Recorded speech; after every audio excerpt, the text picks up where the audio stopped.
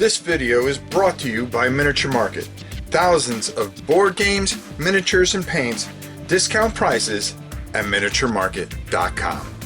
You know, I was never the type of guy to do mazes. I mean, when you were a kid, you know, you get like you go to McDonald's and you get that little page and they would have Ronald McDonald's head, and you start in his ear and try to get out the other ear or something like that. And, you know, you try to you look at it and go, okay, let's try to figure it out.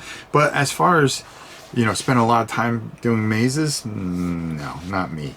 But when I saw this on Drive-Thru RPG, the Garden of the Mad Alchemy, and it was an adventure maze, I went, I gotta check this out. So why don't we check it out? Let's go down to the table and take a look. So here's the first edition, and I know there's a couple more editions on Drive-Thru RPG. The Garden of the Mad Alchemy. And this is something a little bit different. I mean, if you like dungeon crawls like I do, well, guess what? It's very neat. You're going to go through and you're going to try to collect these 20 plants. Okay, so all you're going to need is a pencil and, of course, the maze and a couple of dice. So what you're going to do is create your hero. Okay, and the goal of the game is to, well, basically get to the other side with the wart plants. Now, as you can see, you're going to start from here and you're going to have to work your way all the way through. Now, you could follow the maze and so forth and so on and figure out where all the plants are and collect all the plants. But the randomness of it is that there is a chart on the back here. So if you run into one of these creatures here, well, guess what? You're going to have to roll and deal with this creature. You're going to start with 100 life points. And depending on what you roll, it's not always that easy. And what they have is fight and wound points.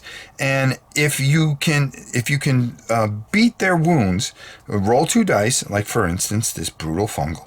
Okay, if you are able to equal or roll better with 2d6, well, guess what? You're going to be fine, and you keep moving on. But if you don't, you're going to take some wounds.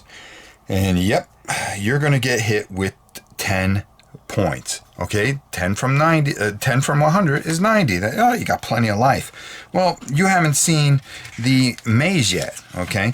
And, well, yeah, exactly. You need to get from here, collect as many of those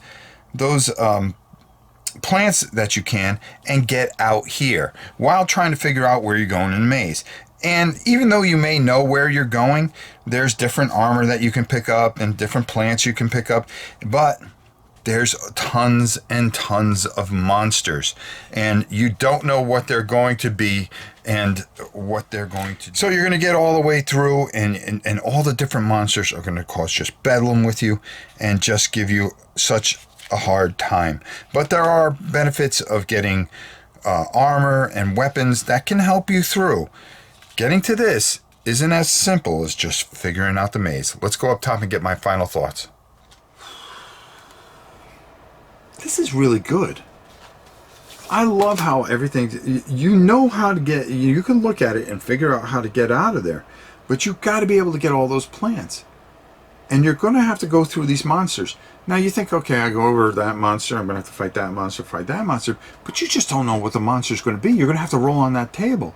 And then you're going to have to roll, for the good things and the bad things, and everything's random.